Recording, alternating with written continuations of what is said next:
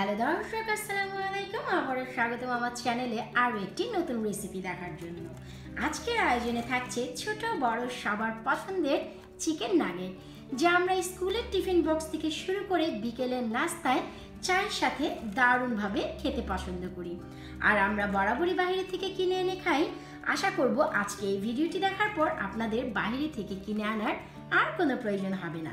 একবার বানিয়ে ফ্রোজেন করে সারা মাস ব্যাপী অনায়াসে খেতে পারবেন এবং স্কুলেও বাচ্চাদের টিফিনে দিতে পারবেন। ভিডিওটি ভালো লাগলে সবার সাথে শেয়ার করবেন, চ্যানেলটি সাবস্ক্রাইব করে আমার সাথেই থাকবেন। শুরুতে একটি মিক্সারে আমি নিয়ে নিচ্ছি পুরোপুরি 100 গ্রাম বোনলেস চিকেন। হাফ টিস্পুন দিয়ে দিচ্ছি সাদা গোলমরিচের পাউডার, এর পরিবর্তে কালো গোলমরিচের পাউডারও ব্যবহার করা যেতে পারে। 1 টিস্পুন দিয়ে দিচ্ছি লাল মরিচের গুঁড়ো, এর পরিবর্তে কাশ্মীরি মরিচের গুঁড়োও ব্যবহার করা যেতে পারে। হাফ টিস্পুন দিয়ে দিচ্ছি light soya sauce. 1 table spoon দিয়ে দিচ্ছি আদা রসুন বাটা। স্বাদ মতো দিয়ে দিচ্ছি সল্ট। শুরুতে আমি হাফ টিস্পুন দিচ্ছি, পরে লাগলে অ্যাডজাস্ট করে নেব। এবার দিয়ে দিচ্ছি 2 পিস ব্রেড। আজ আমি ব্রাউন ব্রেড ব্যবহার করছি, আপনারা চাইলে হোয়াইটটিও ব্যবহার করতে পারেন, তবে ব্রেডটি আমি একটু ছোট করে টুকরো করে দিচ্ছি।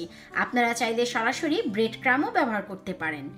এটি বাইন্ডিং এর জন্য যেমন কাজ করবে, ঠিক তেমনি ভেতরটি অনেক জুসি রাখবে।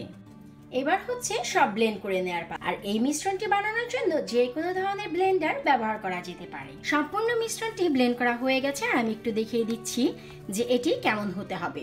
খুব বেশি মিহি হওয়ার প্রয়োজন নেই, যদি একটু একটু চিকেন বুঝাও যায় তবেও চলবে। এবার আমরা একটি ক্লিন সারফেসে এই সম্পূর্ণ মিশ্রণটি ঢেলে নেব।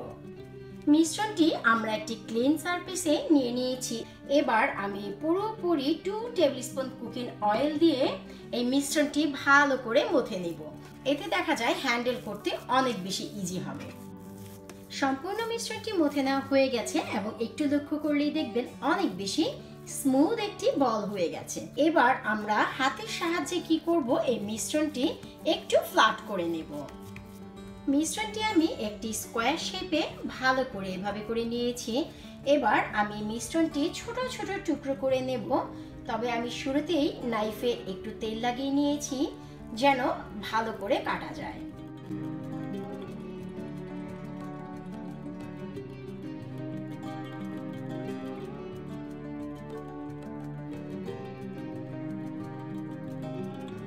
আর মোটা বা পাতলা এটি আপনাদের উপর ডিপেন্ড করে, তবে এই সাইজটি একেবারে পারফেক্ট।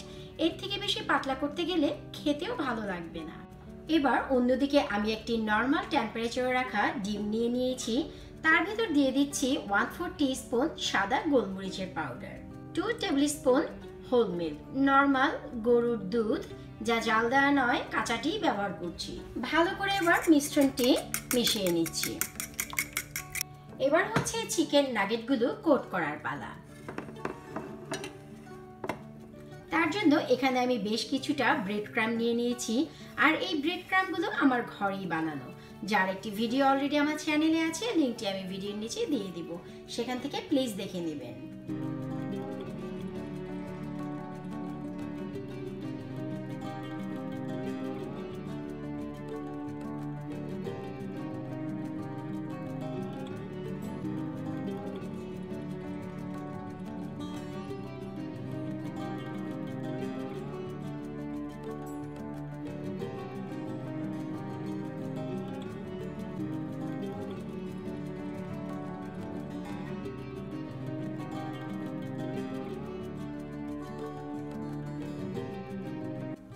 নাগেটগুলো সব দারুণ করে কোট করা হয়ে গেছে। এবার যদি আমরা চাই, এই পর্যায়ে এসে যে কোনো ধরনের এয়ারটাইট বক্সে বেশ কিছুটা নাগেট রেখে দিতে পারি ফ্রোজেন করে। দেখা গেল যখনই সময় হবে, বাচ্চাদের স্কুলের টিফিন থেকে শুরু করে বিকেলের নাস্তায় অনায়াসে বের করে ভেজে খাওয়া যাবে। তবে ভাজার 10 মিনিট আগে বের করে ডিস্টল করে নিলেই হয়ে গেল। ব্যাস, এবার রেখে দিব ডিপ ফ্রিজে। অনায়াসে 2 থেকে 3 মাস আমরা এই নাগেটটি ব্যবহার করতে পারবো। চলে যাব এবার বাকিগুলো ভাজতে।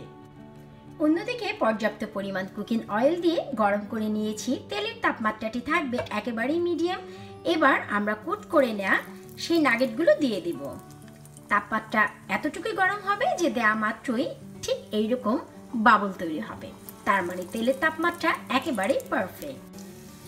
আমাদের এই নাগেটগুলো ভাজা হয়ে গেছে। আর এটি বোঝার একটি উপায়, যখন আমরা নাগেটটি দিয়েছিলাম তেলের নিচে ডুবেছিল আর এখন অনায়াসে ভেসে আছে। তাছাড়া শুরুতেই যে বুদবুদি ছিল অনেকটাই কমে গেছে।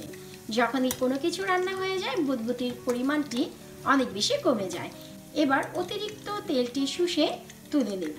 এর থেকে বেশি ভাজতে গেলে ভেতরটি একেবারেই শক্ত হয়ে যাবে। অতি সহজেই ঝটপটে তৈরি হয়ে গেল হুবাহু দোকানের মতন চিকেন নাগেট। আশা করব রেসিপিটি আপনাদের একটু হলেও মন কাড়বে। আমি একটু দেখিয়ে দিচ্ছি ভেতরটি কেমন হয়েছে। ওয়াও, চিকেনটি একেবারেই সাদা হয়ে গেছে। তার মানে হচ্ছে আমাদের চিকেন নাগেট একেবারেই ফুল কুক হয়ে গেছে। ঘরে বানানো বলে কথা, টেস্ট তো ভাই হতেই হবে।